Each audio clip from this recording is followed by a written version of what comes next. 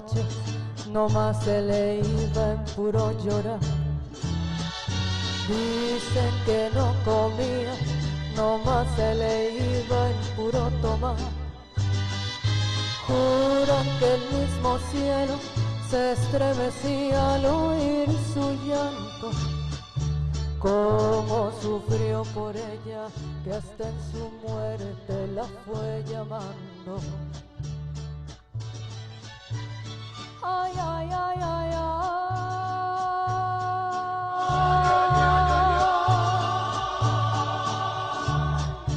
Cantaba. Ay, ay, ay, ay, ay.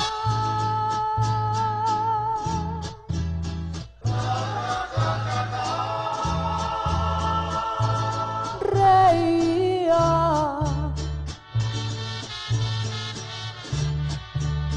Ay, ay, ay, ay, ay.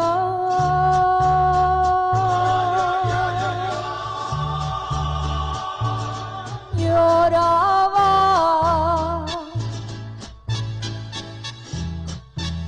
De pasión mortal.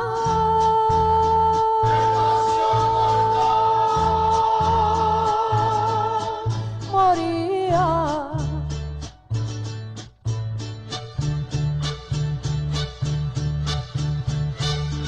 Uy, sí, señor.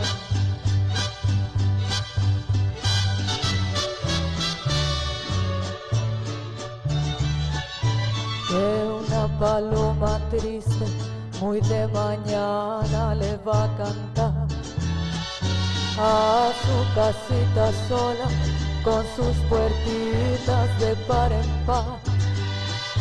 Juran que esa paloma no es otra cosa más que su alma, que todavía la espera a que regrese la desdichada. Cucurru, cucú.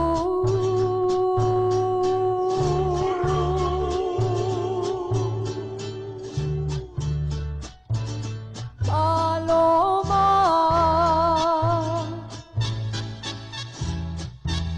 Cucurru, cucú.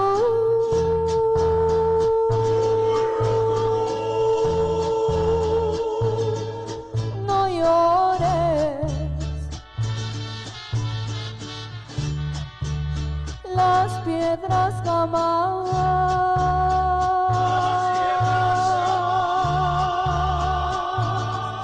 Paloma.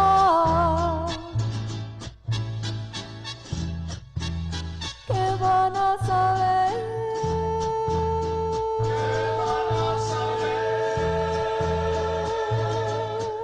De amores. Cucurru, cucú. Cucurru, cucú. Cucurru, cucú.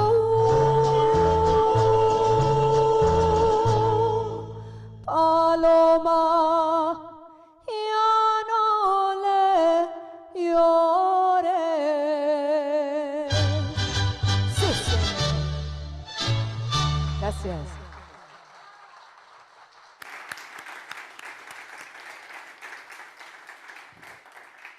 Is my thing on? Can you hear me? Okay. Abby, thank you so much. That was lovely. Do you want to take a seat in front there? Yeah, okay. This was Abby Rivera, and she is with us today to do a number of Mexican songs, and I think you might, I think you'll recognize them all. I hope. I recognized them. So, good afternoon. Welcome to Lake Chapala Unitarian Universalist Fellowship. My name is Camhi, and I'm today's service associate for this growing and journeying community. And it is so nice to see all of you here today. That's great.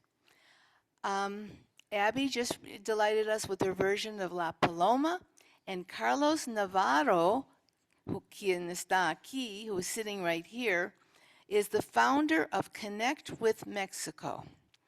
And he will be presenting our message, his message this afternoon. And he will also be in charge of speaking Monday, Tuesday, Wednesday, Thursday from 10 to 1. It is on Zoom, but I have to say, it is lovely to have real people sitting here and giving him the support. So we'd love to see you here. We welcome you all to our service, especially those of you who are searching for a spiritual home. May your exploration in this community lead you to deeper insights and connections. And I know I've certainly gotten deeper insights and connections as well. Today's service will incorporate a sense of community, spirituality, and learning. Because we know in essence, spirituality and learning are not separate entities, but they are rather interconnected aspects of human development, each enriching the other. And I've been a lifelong learner, and it really has helped me in my spirituality as well. We're about to enter a sacred time. We're about to make this time and this place sacred by our presence. So would you please silence your phones?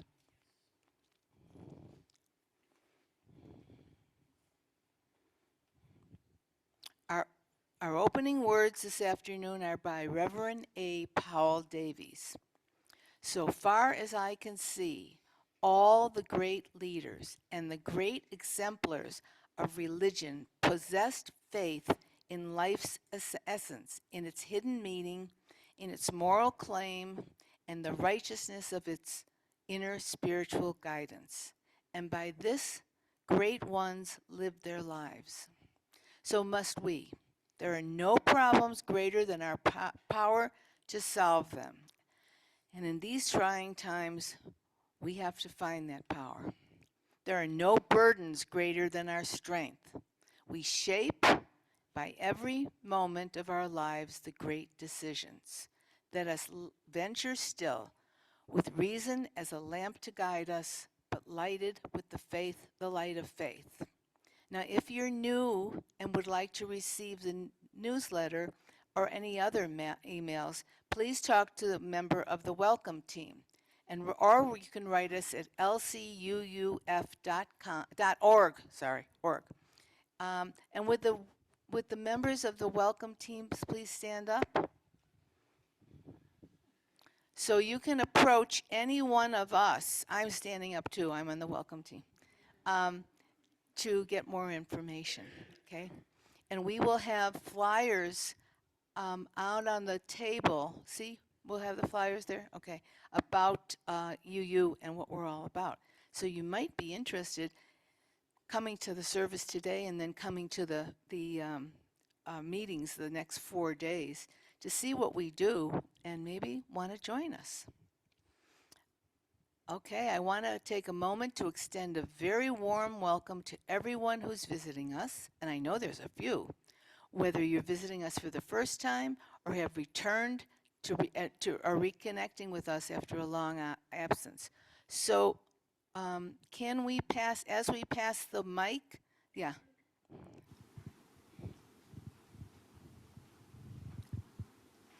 It's not on?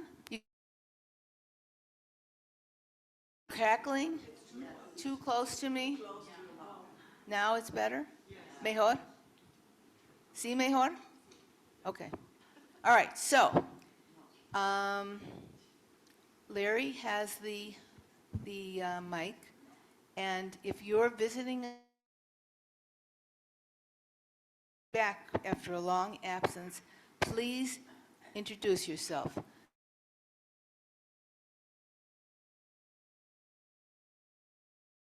From, okay?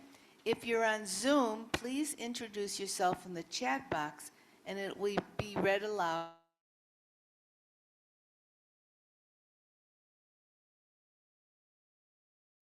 Yeah. I'm Dave Wendell, my wife Jill Wendell. We're here from Tucson, Arizona, escaping the blowtorch there, and loving the weather here. Welcome, Dave. We're returning, by the way. We've been here before. Good, And- thank you. Well, have Jill do it too. Larry? Hi, I'm Jill, and yes, we love it here, and we enjoy the people very much as well. Thanks.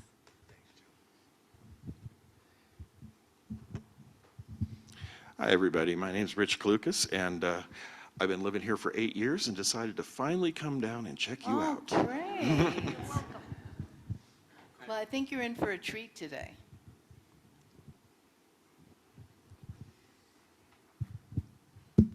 Hi, I'm Cecilia Arnett, and I'm from Oaxaca, and I'm visiting my long-time friend, very long time, Lona. Great. Any more visitors? Oh, aquí. My name is Judy, and I'm from Oregon. I came here specifically to hear these lectures, and so I was here all last week, and I highly recommend you all make it. Thank you. Thank you. Thank you for the plug. Anybody else? New people? Oh, aquí. Oh.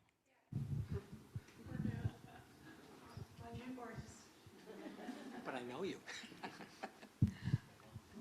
Hi, I'm Vicki Aliff, and I was born in Texas, but spent most of my life on the West Coast, and heard about this area in the 80s and came down in 2015, and we bought a house, and then we had to go back because my daughter's husband died of COVID, and we're back again.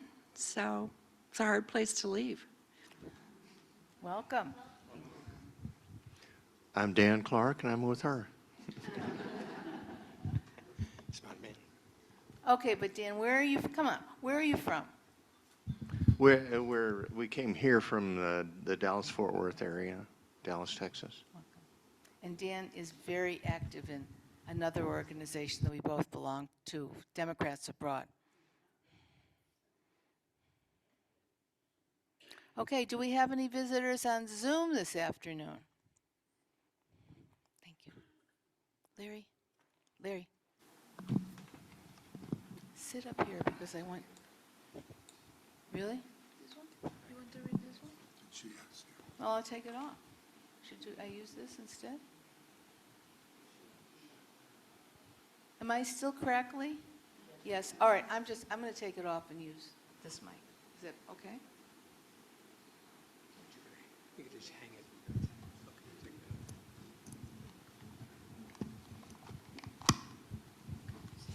And this is on. Oh, good. Okay, I'm back in service. Okay, do we have any visitors on Zoom this afternoon? Yes, from Jane Castleman.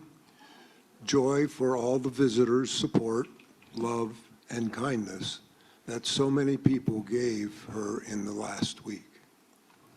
Jane was in the hospital all week, and so she's on Zoom today, but she had lots of support. It was really nice. Okay, any other visitors on Zoom? Yes, from Jerry Neemridge. Hi, my husband and I will be in Chapala in about a week. Oh, good. So they'll be coming and seeing us. Good. And Is that it? That's all. Okay.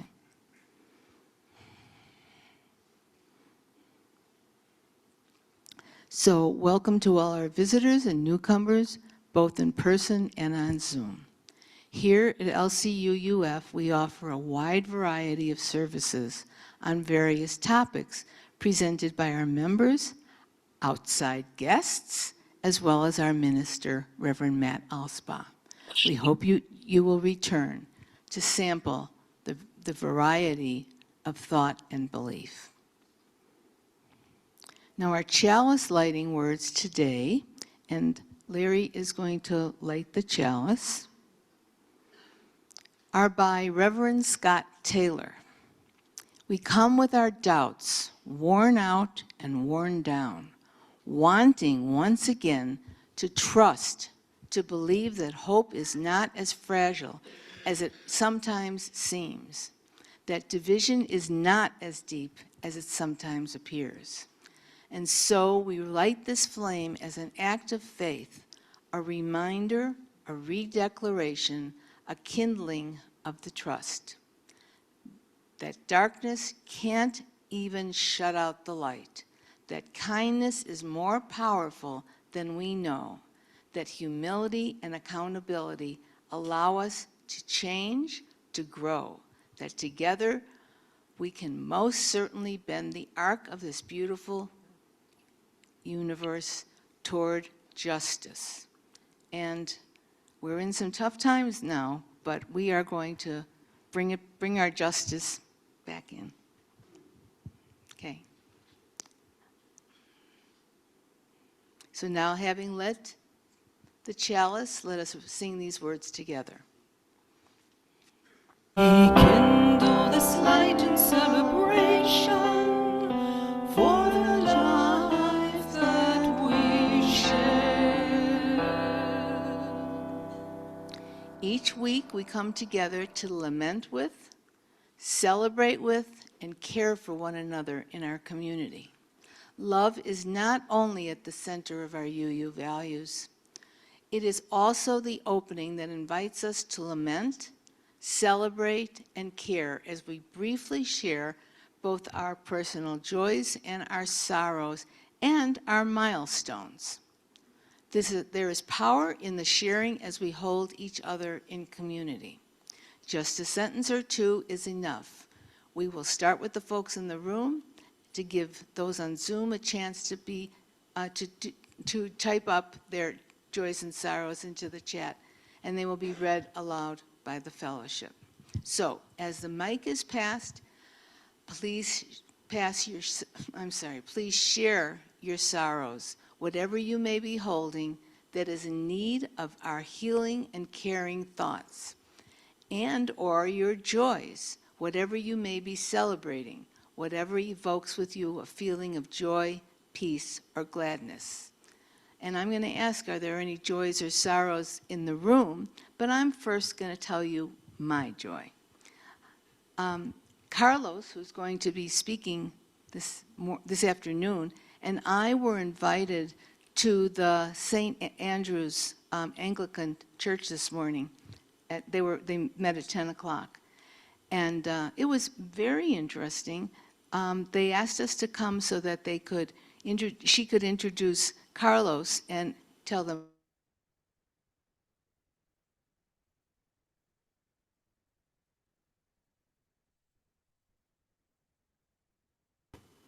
today.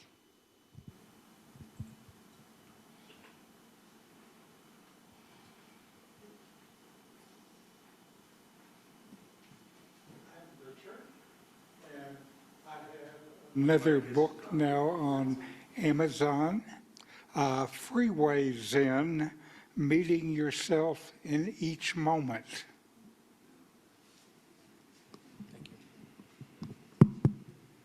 Thank you. Any more joys or sorrows?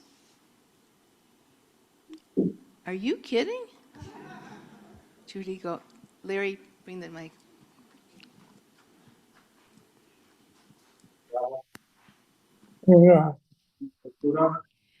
So my joy is that I had my tooth removed by a female dentist. And I afterwards had a wonderful experience. They work at Mojo's Dental, and she was a specialist.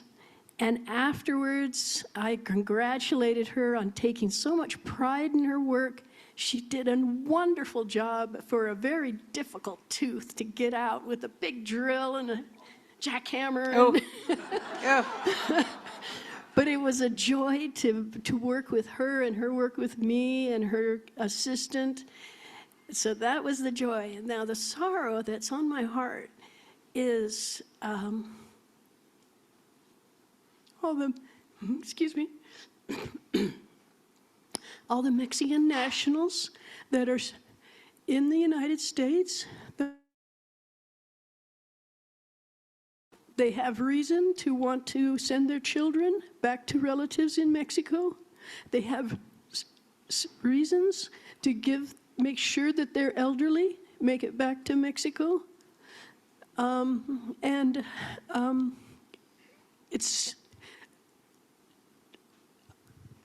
incredibly sorrowful to not know how to help. As a privileged person, English speaking, highly educated, adequately employed, and I came here to also prepare an escape for my son, who is very active. Troubles there. So specifically, I'm concerned about all the agricultural workers and the complexity of that issue. How is it that for decades we have exploited them and they needed the money to send back? And so it was a weird thing going on, and now it's worse. So it's heavy on my heart, and I thank you all for any thought or prayer towards their safety and rescue. Thank you. I think we all agree with you. We're all carrying it in our hearts. Bob.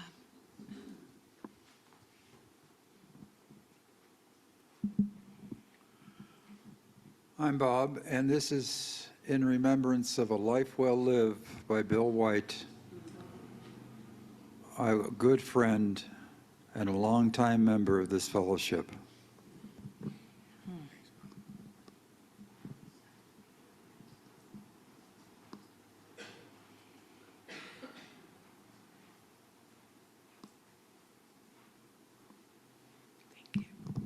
Hi, I'm Devorah.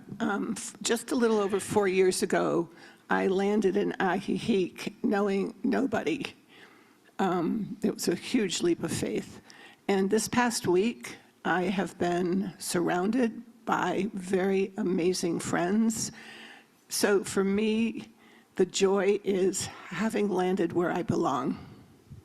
We're glad you came.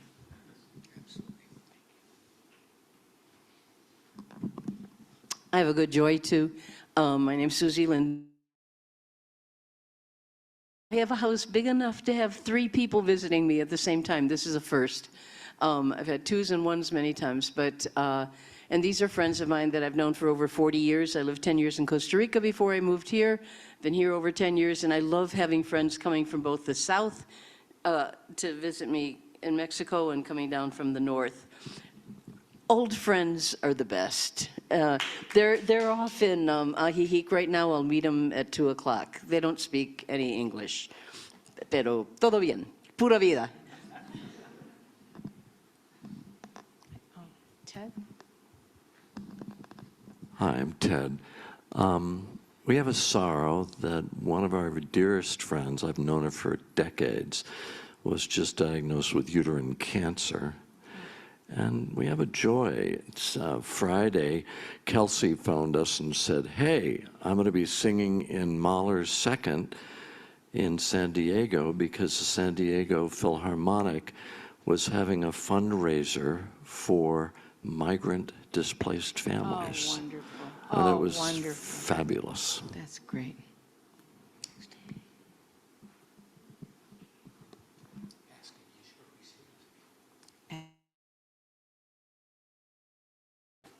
My name is Heidi, and I have a joy. I was in Puerto Vallarta last week and have the pleasure of meeting again with my best friend of many, many years. She had undergone colon cancer surgery. The good news is she does not require any further treatment. Oh, good. I was breathing a sigh of relief. Any more joys and sorrows? Before we, are there any joys or sorrows on Zoom? Yes. From Terry Rosson, a joy. The Understanding Mexico seminar series is truly excellent. I've learned a lot so far and more to come this week. Thank you, Jerry. Any more joys or sorrows? Michael? Another one from Jane Castleman.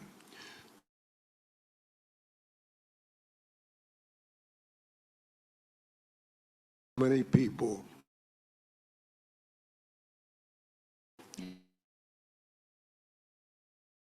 Somebody who just came in, who I think is a visitor. We've never seen you before. Would you like to introduce yourself? Yeah. He'll bring you a mic. No, I'm Jeff Hoagland. I've lived in Lakeside for a little over a year now. And gosh. Where are you from? It's a good question. I was born in Canada, but I grew up in the United States and lived in Tonga, Kingdom of Tonga in the South Pacific for 20 years. Really? Yes, I went there as a Peace Corps volunteer in '72, and we left the Pacific in '92. And wow. Since then, I worked at the Baha'i World Center in 2017 to 19, and then we moved to Croatia for 5 years before coming here. Wow. We have to get you to speak. We have lots of questions for you. But at any rate, I've given you a good idea of my background. Thank you. Devorah, grab him.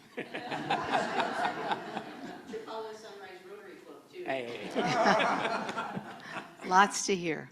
That's what I love about this community. I'm always learning something, really. And this, we're finished with Joys and Sorrows? And this candle, from our care team, we light to represent the joys and sorrows spoken and witnessed today, as well as those we hold in the secret sanctuary of our hearts. Let us share a moment of silence.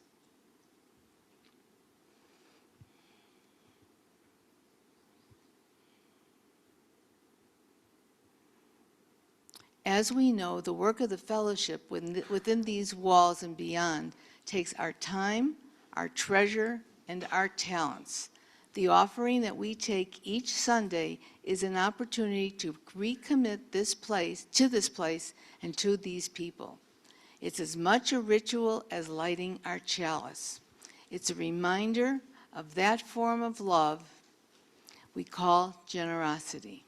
It's how we show that we belong, that we believe it is important to worship together, to help our community, and to say yes to the values of our faith.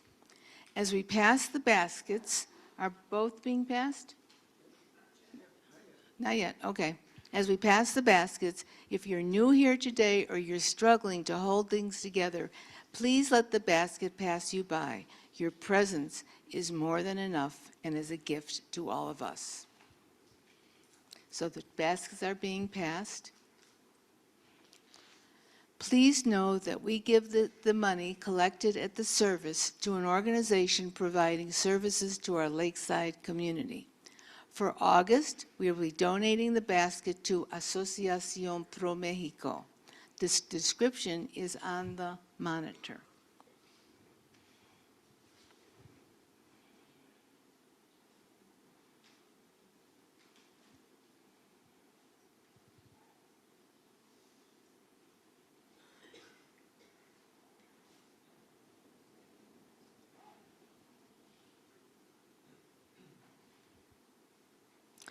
We take to heart these words by UU Minister Erica Hewitt. The offering that we take each Sunday isn't just a stale habit. It's an opportunity to recommit to this place and to these people. Our offering is an affirmation, a yes when we give. When we give, we say yes to something we value. With our gifts freely given, may we say yes to the values of our faith. May our offering help us practice Unitarian Universalism within and beyond our congregation. May this, are the baskets completely passed? Yes? Okay. May this offering sustain and grow the life and work of this congregation. May we give in love and in hope for a better world. Now today, we are blessed to have another Mexican performer. We had one last week. She was really good, Alice. And this is Abby Rivera, and she played La Paloma as our prelude, And now she's going to perform the song again. But this time, we want you to sing along.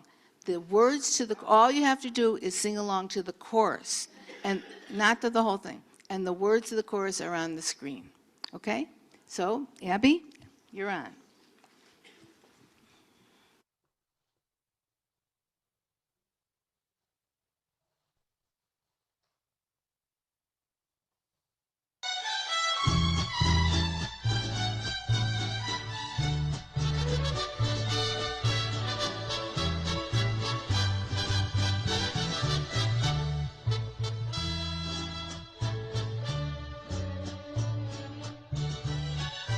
Dicen que por las noches nomás se le iba en puro llorar. Dicen que no comía, nomás se le iba en puro tomar. Juran que el mismo cielo se estremecía al oír su llanto. Cómo sufrió por ella, que hasta en su muerte la fue llamando. Your turn. Ay, ay. Come on, come on.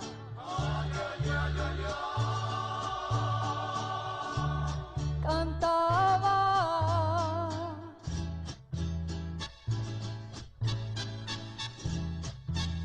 Ay, ay, ay, ay, ay.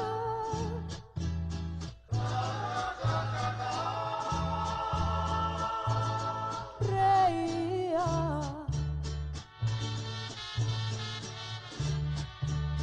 Ay, ay, ay, ay, ay.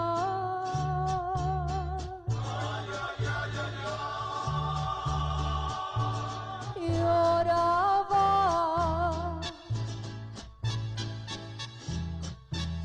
De pasión mortal.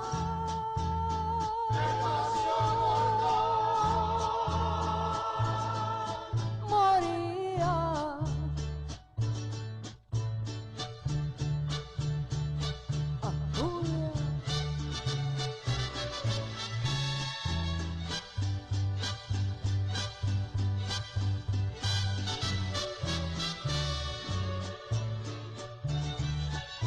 Que una paloma triste muy de mañana le va a cantar a su casita sola con sus puertitas de par en par. Juran que esa paloma no es otra cosa más que su alma, que todavía la espera a que regrese la desdichada. Cucurrucucú. Come on.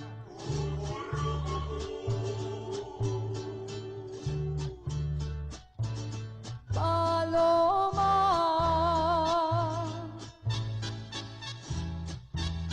Cucurrucucú.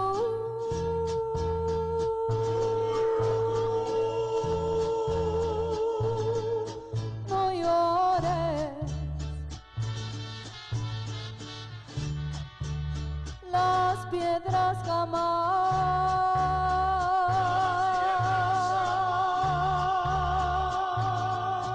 Paloma,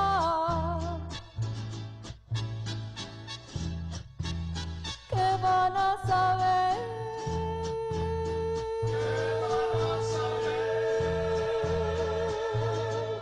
De amores. Cucurrucucú, cucurrucucú, cucurrucucú.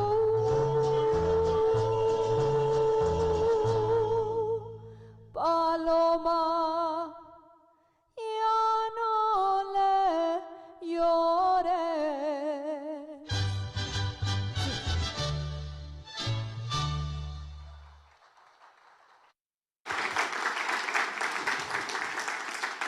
Sorry, we put the wrong words up on the screen. It happens. It happens. I'm sorry. Okay. But you got the flavor. Yeah. Okay. Today, I'd like to introduce you to Carlos Navarro. Carlos is going to continue the work that Dan Grippo started last week. But instead of history, which is what Dan was doing, he is going to focus primarily on current affairs of Mexico. How many of you attended the luncheon yesterday? Wow, great. We had both Dan and Carlos there. It was a great luncheon. It was at Mannix. We had 40 people, and they all threw out questions to Dan and Carlos, and they answered them all. They knew. So, Carlos is a seasoned politician and media analyst. He worked for the, get this, CIA. Do we know what the CIA is? He'll explain. And later served in the office of the Mexican president under Enrique Peña Nieto. In 2016, he founded this organization called Connect with Mexico after relocating to Puerto Vallarta. Carlos is originally from Puebla, but he's lived all over Mexico City, the United States, Colombia, and Panama. And he'll explain how he worked for the CIA, but was able to stay in Mexico. With over 20 years of experience, he's an expert in Mexican culture. He specializes in making the country's complexities accessible to us foreigners. And I know I've lived here 22 years, but I sure do not know everything. So please welcome Carlos Navarro. This should be a very interesting week for all of us.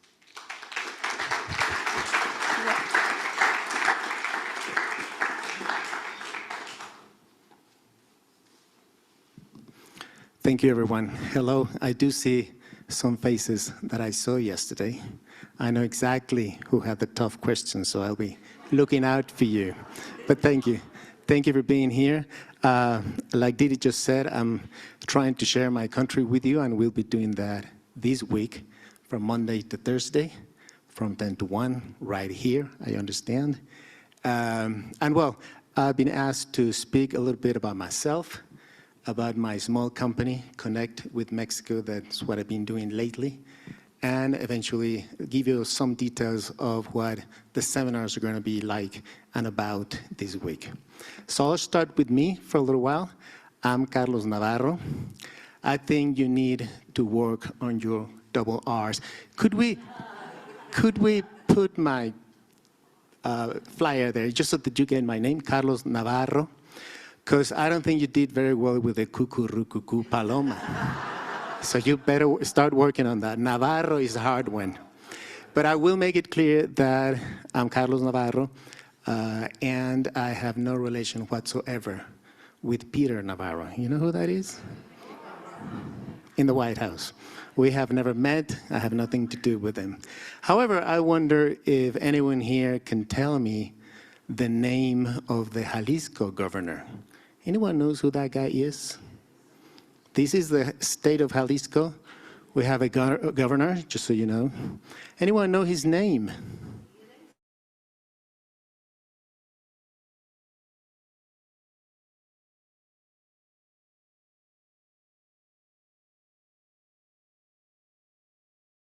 Lemus. His name? His given name? Because that's not important. His name, sort of. Pablo Lemus. And he has another last name, well, Mexicans do, right? What's that? Pablo Lemus? Navarro. This was harder than I expected. See, I do want you to get into the Mexican, I always say that I want you to put your Mexican hat and your Mexican shoes because this is the way to understand the country. So what I was trying to say is that Pablo Lemus Navarro is not related to me either. But we could work on that. We could negotiate that. It's always good to be friends with a governor when they're sitting governors.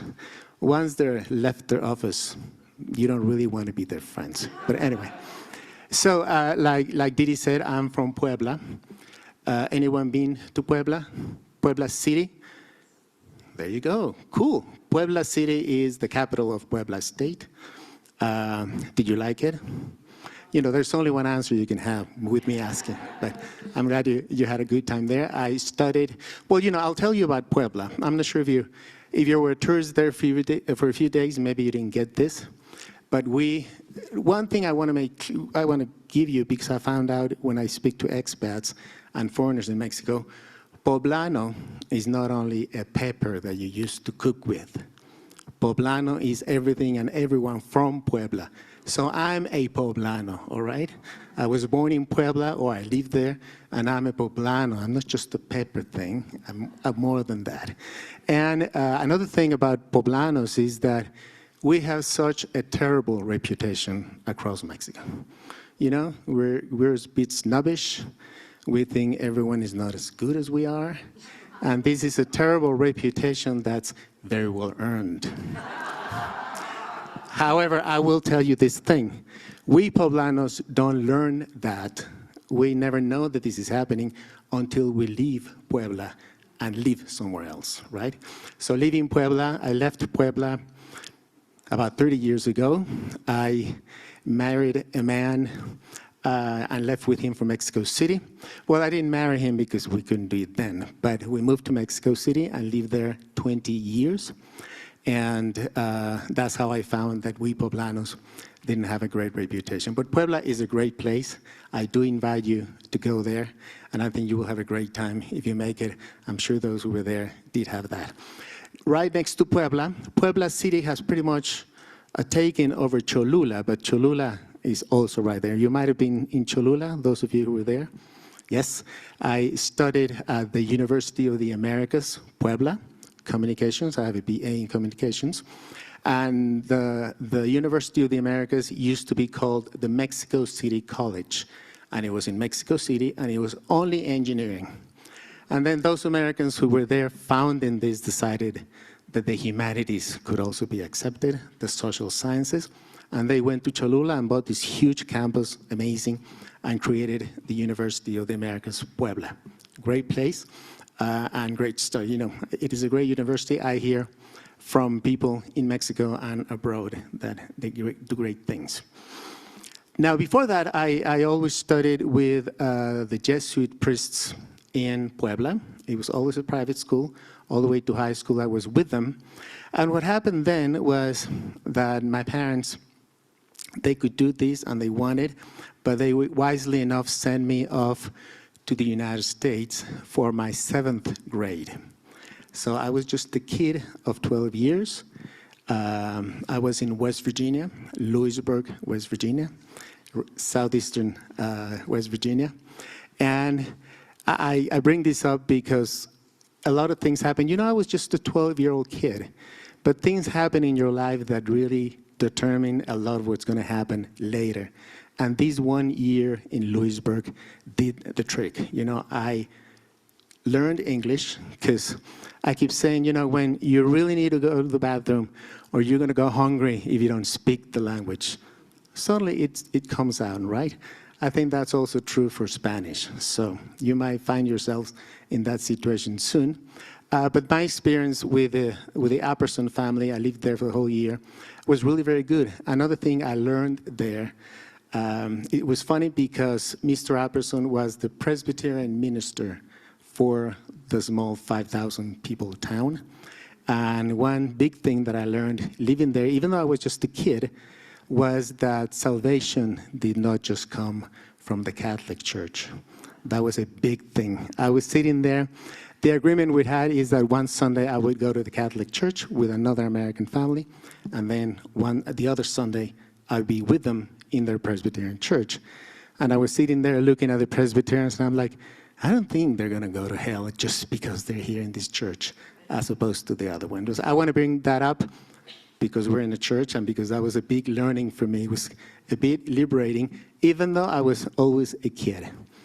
I've always been quite of a nerd, so that kind of makes sense. So then what happened was I have done a lot of things professionally, but of course, like Didi probably has found out, the one thing that comes up the most and people like the most is the CIA thing. But I want you to know that before that, I was also a news reporter in my Televisa newscaster station in Puebla. I also worked for a total quality consulting company. Remember that? When there was total quality for everything, and the ISO, you know, it was a lot of work. I think it was good work, but I think that's all kind of gone now. I may be wrong, but it was good. I had a corporate video division section, and I took care of that. And then when I moved to Mexico City, I was hired by a Catholic priest to take care of his video production company in Mexico City. This is Rafael Moctezuma. He passed with COVID, but his brother is the Mexican ambassador to the United States. We will talk about that other Moctezuma on Thursday, but it was a really interesting story, getting to know their family and doing the production work, and getting to know the Catholic Church as well was really insightful. From there, I moved to TV Azteca. Does that ring a bell? Televisa and TV Azteca are the two major TV broadcasters. So I made a big change in TV Azteca because what I did there was soap operas. You know we create soap operas, right? We're very, well, I'm not sure anymore, but we were very good at producing them. We sold them to China, and they were everywhere. So I did that for a couple of years. And that's when I was doing that, that's when the CIA opening came up. All they wanted was a Spanish-English translator. And to be honest, that's what I started doing. I just started moving stuff from Spanish into English, and that moved into analysis, and that moved into speaking to other countries, to other government entities. We worked a lot with the BBC analysis section. They were great. And I became a contractor, and then eventually I became an employee of the CIA, which has a section, like I said yesterday, the section is called Open Source Center. So my job title was Open Source Officer. And what we did was we did in Mexico, and my colleagues in Latin America, and a lot of other colleagues all around the world, what we did was gather open source information, broadcast from radio and television, newspapers, even what we call human intelligence, which is talking to other people and getting information from them. And we translated and analyzed and made some sense of that for the US government policymakers. All the decisions that had to be made, they made. And the US government policymaker is the sheriff out there in Laredo, the governor's office of Illinois, or the president of the United States. Pretty much any public official in the US can use our intelligence, the products that we created. And it was a really good experience because the whole point is helping them understand what Mexico feels or thinks or how it reacts to US policy making, to US policies. And the US government was graceful enough then to say, we'll reconsider. We might consider that the policy we have that we thought was great, the Mexicans were saying, it makes no sense. It could be different this way. And that was our work. And you know, it's a little bureaucratic, but I think we made a great advance in getting the two countries to speak to one another, which is always great. Okay, I'll jump, before I run out of time, I'll jump to Puerto Vallarta. So I worked for the CIA. I got to know some people that this guy ended up being the chief of staff to President Peña Nieto. So I resigned from the CIA and moved to the Los Pinos presidential residence to work with him. My boss was his chief of staff. And you know, like in the movies, when the president calls you for duty, you cannot say no. So pretty much the Mexican president called, and I was there for 4.5 years, and I had a really great time. And part of my job, again, was doing media and political analysis, and then talking, especially to the English-speaking diplomats who were there, the US primarily, and the UK, and Australia, and the European Union a lot, and making a link between the Mexican government, the office of the president, with the diplomats and the ambassadors and all that. It was really interesting because the only clarification that my boss said was, you know, anyone in the embassies, anyone in the U.S. Embassy that wants to talk to us should talk to you. I will only speak to the ambassador. Everyone else should talk to you.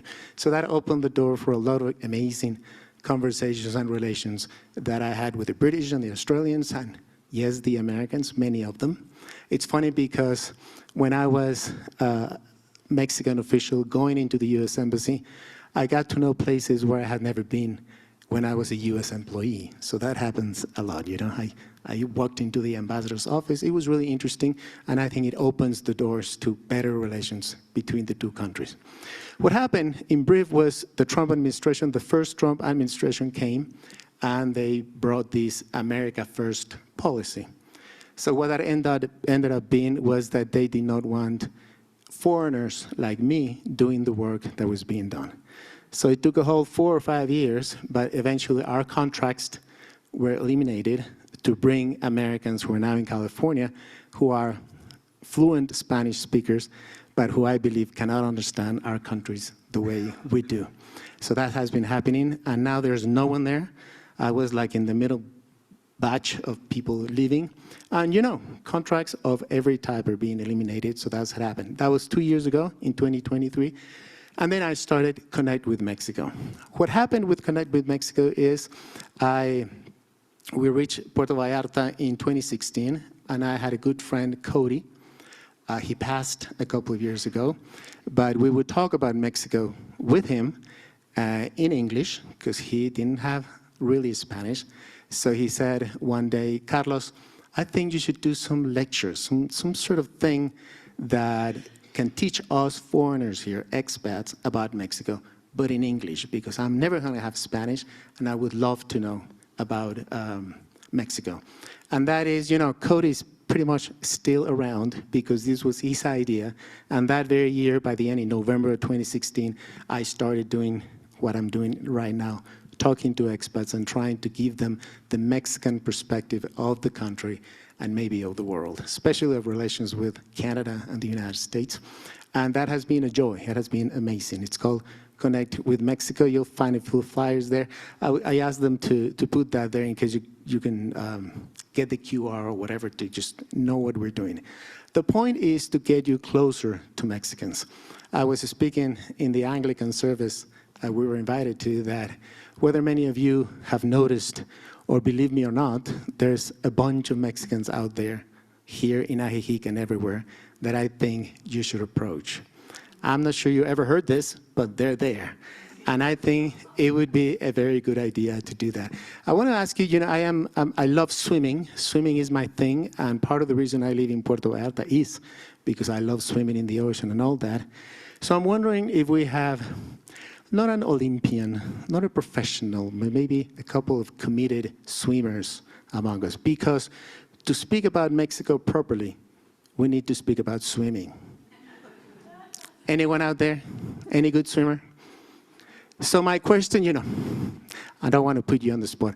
What is it, the skill in swimming that is really, really important, that is basic for you to be able to become a good swimmer? Have you thought of that? What's the one thing you need to do really well to swim all right, to be a good swimmer? Breathing. There you go. You got a star already. And I like saying that because breathing is to swimming what talking to Mexicans is understanding deeply Mexico. There's no other way of doing that.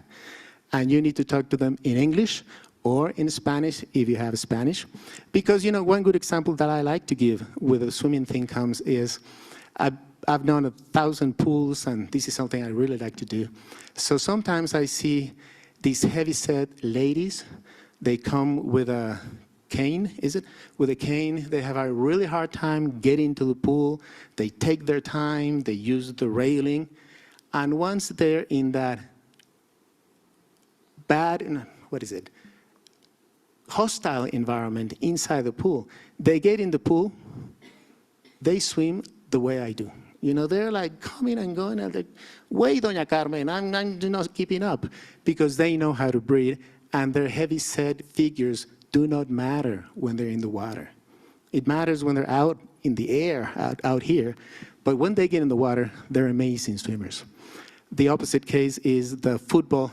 The University of the Americas was an American college, so of course we have an American football team.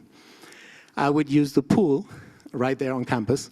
I would be swimming. I was never, of course, an American football player, but I would see every now and then these fit, muscly guys get into the pool, like their knees or their shoulders. Something was wrong because they had had a match, and they would get in the water again, and they could not swim. They did not know how to breathe. They couldn't handle the thing. They had the strength, they had the body to do that, but after they felt better, they said, oh, I'm gonna take a swim. It was much harder than they thought. So I want to underscore, one way for you to understand Mexico is to go out there and find friends who are Mexican, preferably who can speak good English. I have said this before, talking to your taxi driver and to the old woman who sells produce to you and all that, it's fine. You'll get a lot of Mexico from them. But the kind of conversation I'm talking about is maybe with your lawyer, maybe with your realtor who's Mexican, maybe with your friend, well, maybe with your neighbor who's one block down. And you know, the older we get, the harder time we have making friends.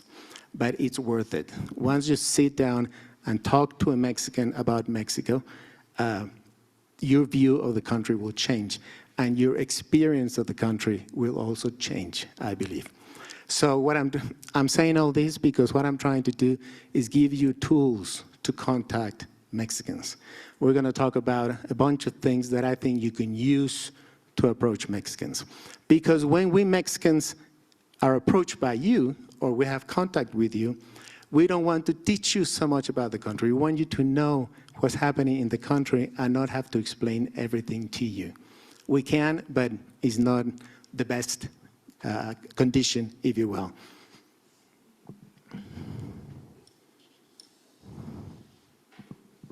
How am I doing on time? Okay, I'll take 5 minutes for this. That's what they all say. Now, I have called these seminars about Mexico, Mexico Conversations, because you've no idea how much I've learned about my country talking to you too. You have been around, you experienced things, you go to places I never even thought existed, and that has taught me a lot about my country. So this is why I call them conversations. The whole point of this week, Monday to Thursday, is to discuss the country together in English. I like to quote, conversation is really, really important. That's why I use the term. I have an author, a Mexican author that I really, really like. He's called Gabriel Said. That comes down in English to Gabriel Zaid, Z-A-I-D. He's amazing. He's a columnist. He's getting old, but he's still out there. And he has written a lot of essays about how important conversations are for our being together. So one of the concepts he uses is, you know, you can easily determine the level of civilization of a small community, of a city, of a state, of a country, simply by the level of conversations that they are holding, that the members are holding. You know, the better the conversation, the more focused, the more high-ended, if you will, the more we will bring civilization up. And I see your faces, and I know you don't think this is happening right now in the US, in Mexico, or in a lot of other places. So he goes on to say, Zaid, he says, the first level of conversation, it's good, but it's not the best, is talking about people. When we talk about people, it's all right. We get some things done, but we are always at risk of getting into gossip. And gossip, we don't want to do. We just want to talk about people. The next level is, let's talk about events.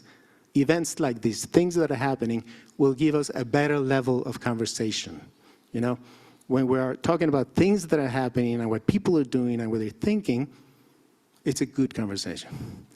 The top level of a conversation that you can engage in is one that deals with ideas. When ideas are in play and you have a conversation, that's amazing. You're pretty much being civilized. And humbly, I hope we can get to that point in these Connect with Mexico conversation sessions that we're going to have this week. So Monday to Thursday. On Monday, I'm going to give you a kind of an overview of Mexico. We're going to have a lot of video on it because I want you to see how different it is. We're going to talk about geography and how mountains in Mexico are messy and complicated and have determined our culture forever. I'm going to give you a really hard time with the states and their capitals. We have 32 states. We're going to go on a fourth grade Mexican book, elementary school, for you to really understand where the states are. We have 32 states. We just got the new one about 8 years ago. And I think it's really important that you know where you're sitting, so that when a Mexican comes and says, this is Jalisco, who's the governor, you know what the hell he's talking about, okay? And I think that will be very helpful for you. And then we'll talk about the President Sheinbaum administration on Tuesday. We will see how she's doing. We will learn and discover that this is President Lopez Obrador's 7th year. That's what a lot of people call. So I'm especially women, I really want to listen to your opinions on her administration. It hasn't been easy for her. It's never easy for a president. You know, I work for one. I don't know why these people want that post so much. It's crazy, it's tiring, it's just, but well, they're there. And on Wednesday, we're going to talk about Mexican media. I'm going to present to you the Mexican media that I think you should be looking at: newspapers, evening newscasts, weekly magazines, literary magazines, all that, because I need you to be getting the Mexican sources right so you can have conversations later on with them. And one thing we will do is move all that into English. I will help you how to use your computer to, I think I said this yesterday, but a lot of people hear this, expats like you, and tell me, Carlos, I come to my session saying, have you read your Mexico City newspapers this week? What's happening? And they look back at me and say, they're in Spanish. What are you saying? Yes, I want you to get them in Spanish, get the headlines in English, and then read the articles in English. And if we have time and patience, I'll use a little artificial intelligence to get you to do that really fast and easy. I'll give you the lazy part of the course if you pay attention on the first part. We'll see. And then we'll end up, you know, it's not always nice ending my sessions with this topic. I usually call them the Mexico-United States relation, but I think this time it's really important because time has passed with the second Trump administration, so we will talk about President Trump on his second term. I want you to view the Mexican perspective of this. One thing I can tell you already is we are no longer the sole enemy. You know, in the first Trump administration, it was China and Mexico, and we were the enemy, and that was it. Now we have a series of enemies around the world, so that has made it easier for Mexico to deal with this. I want to hear, we're not going to talk about Sheinbaum and Trump so much on Tuesday, but more on Thursday, how she has been handling him and how things are going. So thank you for your patience. I really hope you can make it this week, Monday to Thursday at 10. And any questions, you know, if you get a chance to go to my website and you can get it, you can find more about me and the videos and everything that's there. connectwithmexico.com, you'll find it there. Yes. Señor Carlos Navarro. Muy bien. Soy Johannes o Juan. Y quería decir que I would like to say that one way of starting conversation is to say buenos días, buenas tardes, and a little more advanced, bonito día. That is so important because Mexicans will not like it when you just say, I want 2 tomatoes. Take your time, say hello, talk about the weather, do the small talk, and then ask for what you want. Good point. Thank you, thank you. We'll talk about that, Mexican culture, and I hope, you know, we can exchange views on how Mexico should be understood and enjoyed, which is the whole point. Thank you, Carlos. Oh, thank you.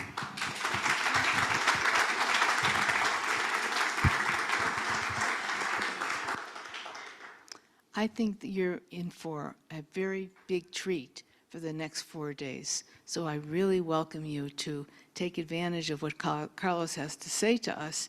And again, I'll say, I'd love to see you here in person. If you want to do it at home or half home, half here, the link is, do you have the papers with the link? The link is the UU link. You just go on that. No, do we have the paper? Do we have the papers? Oh, we don't, okay. It's on the website on the front page. And the website is www.lcuuf.org, correct? That's not hard to remember. Okay, so Abby has agreed to sing another Mexican song for us. This one is called Aires de Mayab. ¿Y puedes explicar un poco de lo que quiere decir Aires de Mayab?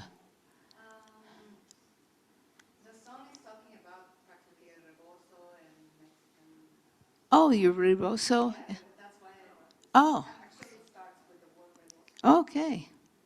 Thank you, Abby.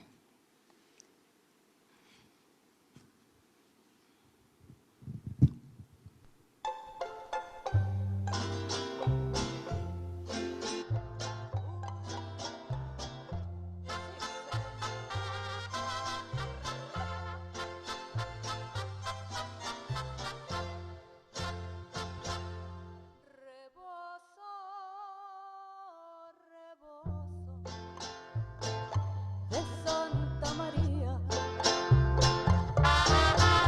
mestizas que bailan, llenas de alborozo, entre los encantos de mi vaquería. Albarradas blancas brotan de los pozos, casitas de paja de la tierra mía.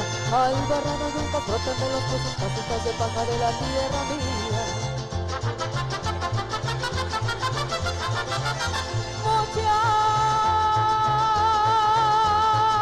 Muchacha bonita,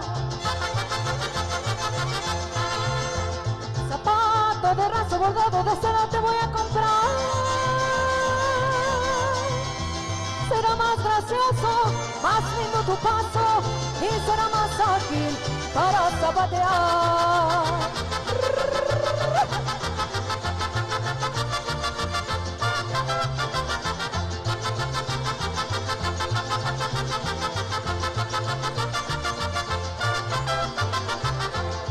Vámonos a la jarana, vamos a apartar lugar, que ahora en la noche y mañana tenemos que zapatear.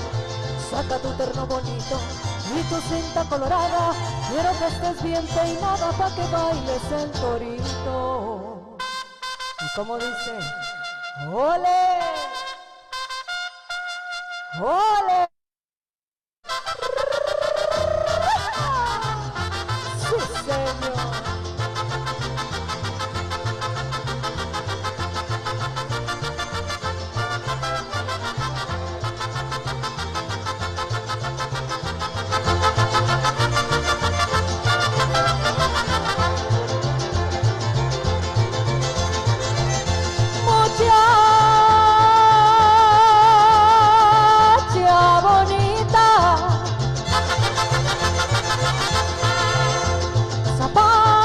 Bordado de eso no te voy a comprar. Será más gracioso, más lindo tu paso y será más ágil para guapachear.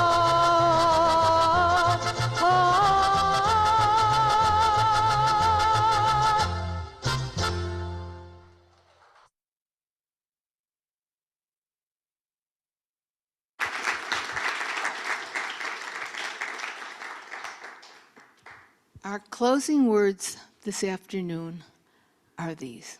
Carlos, thank you very much. We're really looking forward to having you speak for the next 4 days. Abby, thank you very much for bringing us some wonderful Mexican. It's a real pleasure to have you here this week, and we're looking forward to the presentation starting tomorrow. And the one I'm most interested in, you don't doubt it, about Thursday and what's going on with our stupid the country that I belong to, that I was raised in, country, stupid, and this country, which is much more intelligent. So it'll be interesting to see what he has to say. Now let us extinguish our chalice with these words which we read together.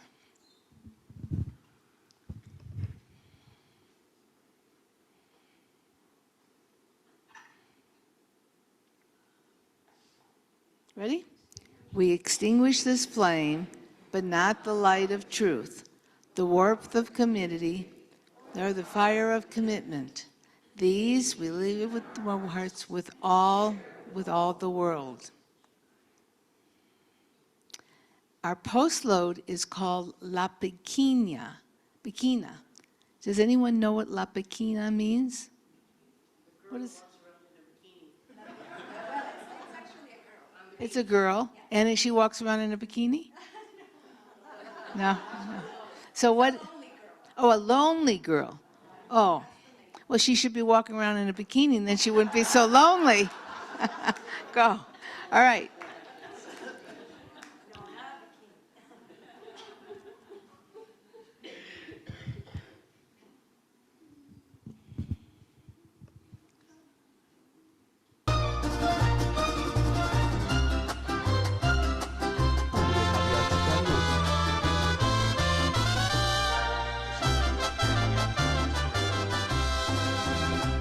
Solitaria camina la viquina, la gente se pone a murmurar. Dicen que tiene una pena, dicen que tiene una pena que la hace llorar.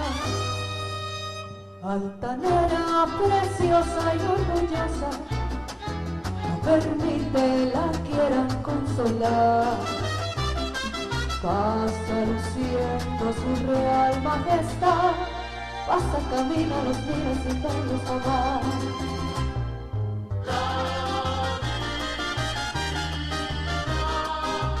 Tiene pena y dolor,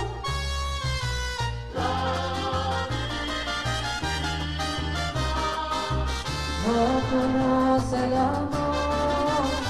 Altanera, preciosa y orgullosa, permite la quiera consolar. Dicen que alguien ya vino y se fue, dicen que pasa las noches llorando por él.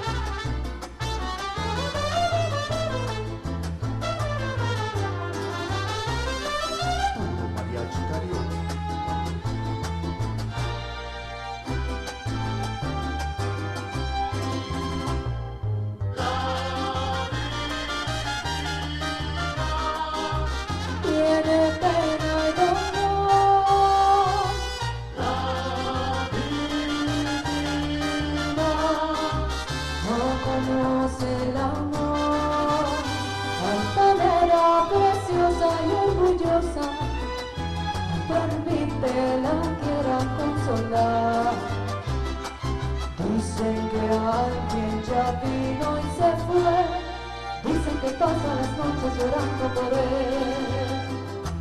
Dicen que pasa las noches llorando por él. Dicen que pasa las noches llorando por él. Bravo. Thank you. Thank you, Abby. Our worship is over. Our service begins. Go in peace and with a purpose, and I hope to see you all tomorrow. Thank you.